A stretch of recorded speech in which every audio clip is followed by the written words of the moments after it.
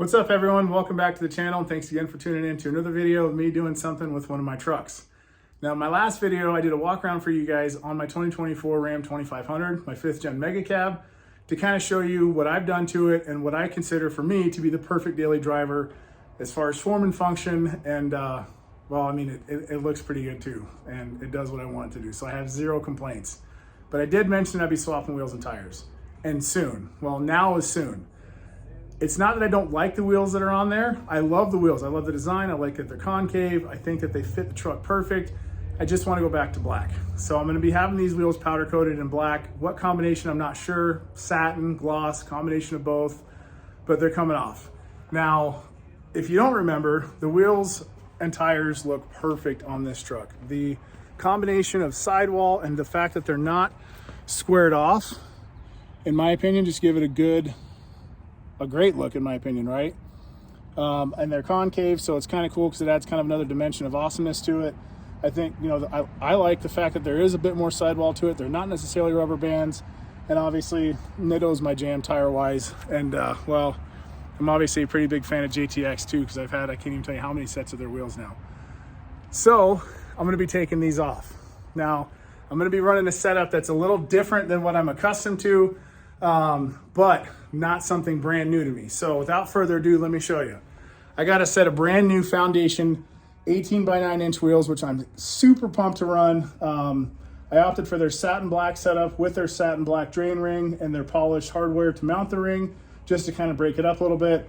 And obviously, I mean, you guys know, right? Like, I'm a Nitto guy. So I went with a Nitto Ridge Grappler, 38, 13, 50, 18. I will do a video on how I'm going to have to trim for these and kind of do a little bit of work on the fender liners. I've already done a bunch of trim work to the front of the truck. In my opinion, it does look pretty clean. As far as the pinch weld goes, I know I'm probably gonna have to trim the liners up a little bit, but my plan for those is to kind of heat them up and kind of mold them a little bit so I don't have to really cut much out, and then maybe move the liner in or out depending on how much I have rub-wise. So without further ado, I've already got the rear center caps of this truck off. As you can tell, I've already got my jack under there ready to rock and roll. So I'm gonna grab my tools, I'm gonna get to work on getting these off, swapping these on, and I'll show you guys how they look. Now, it is a 5mm Allen that actually, or bolts that hold the center caps to the wheels. So as you can tell, I've already removed both rear center caps on this truck. And now it's just a matter of getting the lug nuts loosened, truck off the ground, and swapped. So that's what I'm gonna do. But I'm gonna try something different this go around. I'm actually gonna record it and show you guys the struggle for me of putting 38s on this truck in my tiny garage. Not saying it's impossible because I've done it before, but I'm getting older, and those are some heavy wheels and tires, I'm not gonna lie to you. I mean, I am super pumped to run them, but I'm not super pumped to throw them on my truck. So let me get the camera set up. I'll show you guys just how I do what I do.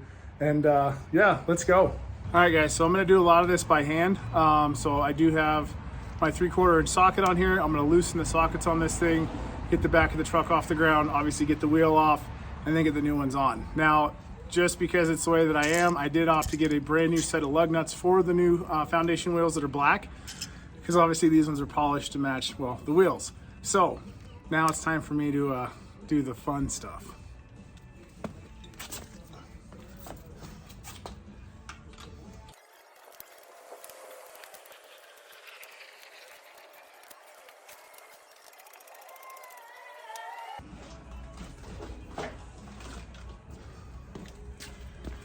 All right, so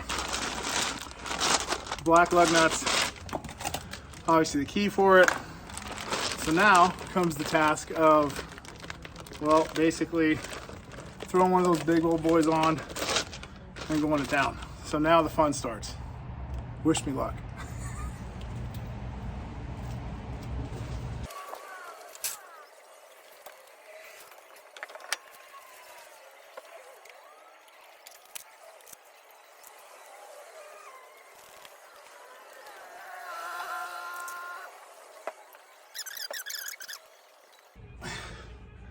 Done.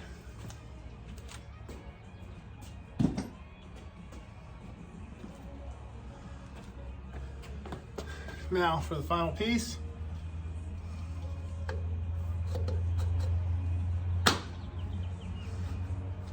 There it is. Check it out. Now, obviously a little different than what I typically run, but I gotta be honest with you, I think this set looks great. So I'm gonna get to work on the passenger side, or sorry, driver side. Get the rest of these bad boys on, because as you can tell, 1 down, 3 to go.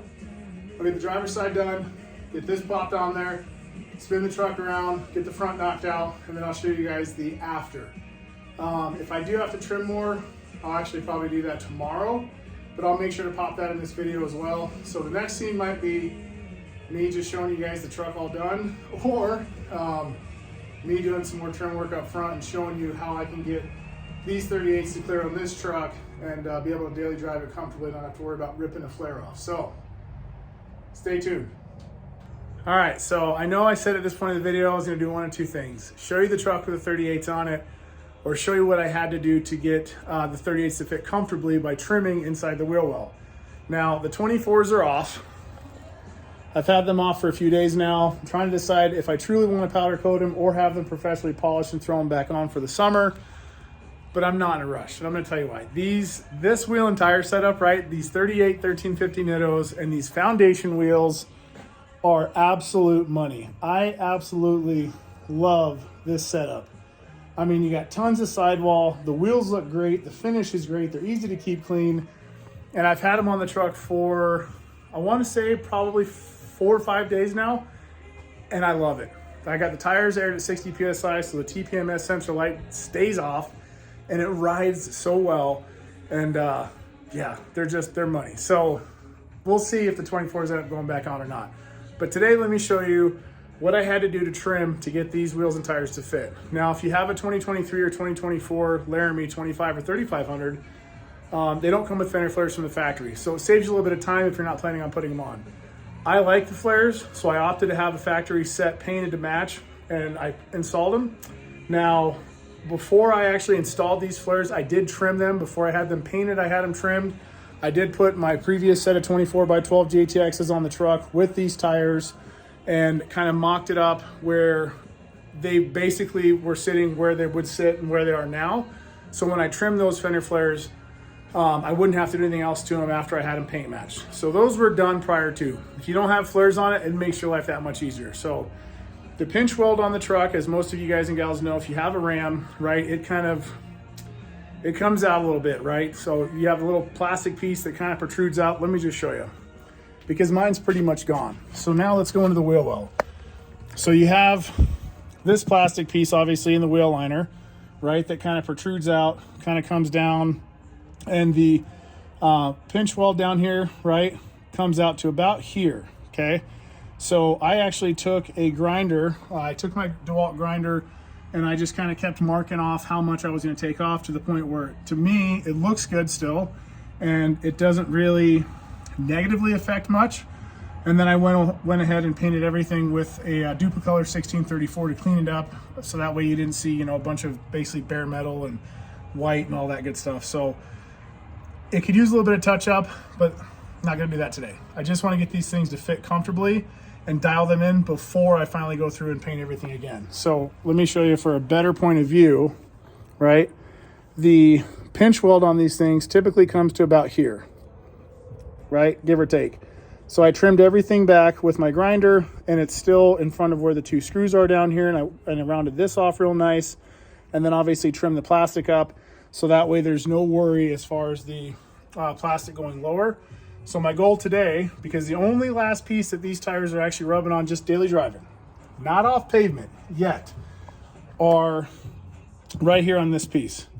So my goal is to basically use my blade, put a slit on each side right here, take my heat gun, bend this back so it sits up against the pinch weld, and then trim off the excess plastic.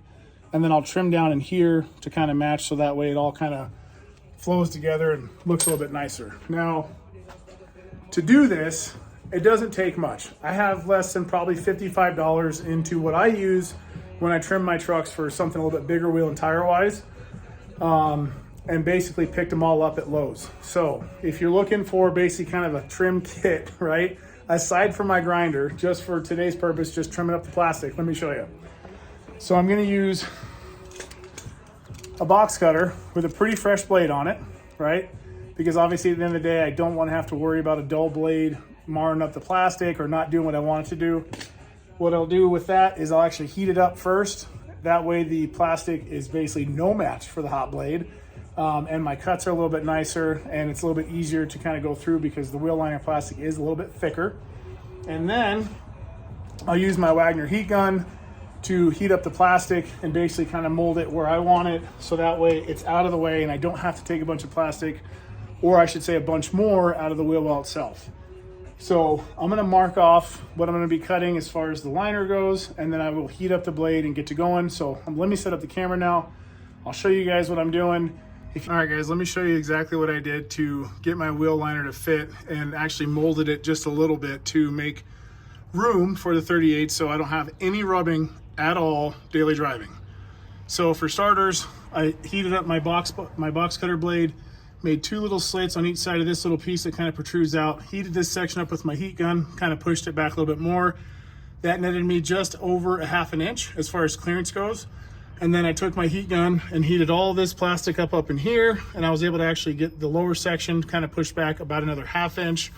So from basically here to the inside of the wheel liner, I've got another 1/2 inch of clearance, which after throwing the 38 on here and cycling it back and forth and actually hitting the embankment at the bottom of my driveway a couple times, I can officially say that I've got no rub in here and it doesn't look too shabby. Now, does it look as good as it possibly can? Obviously not. My goal now is I'm gonna tape all this off, tape off the wheel liner, tape off back inside here, and I'm actually gonna put a couple coats of Duplicolor on there to clean it up a little bit, because obviously from rubbing with the 325s on here every so often, it has worn through to bare metal. So I'd like this to all look obviously a bit better than it does now. All right guys, here it is all done, painted, touched up, cleaned up, ready to go. Again, I did get kind of back inside here on the bottom of the body, taped all that off inside there and underneath. That way I didn't have to worry about getting any overspray or paint back in there, and got everything touched up and looking as good as possible. So the driver's side is officially done. Fender liner, another 1/2 inch of clearance there. This section up here that kind of protrudes out, I'll show you guys, a little bit marred up right now, but I'll be able to clean that up, actually heating it up a little bit more. But it's all done, ready to go. And I can officially say I didn't really go too far back on the pinch weld back there, so it's all nice and clean, and the 38s fit perfect. No rubbing, daily driving now, and couldn't be happier. So I'm gonna get to work on the passenger side while this side dries, and then do the same exact thing to the passenger side and go take her out, see how she does. Thanks again for tuning in. Any questions or anything you guys want to add, just leave them down below. Have a good day.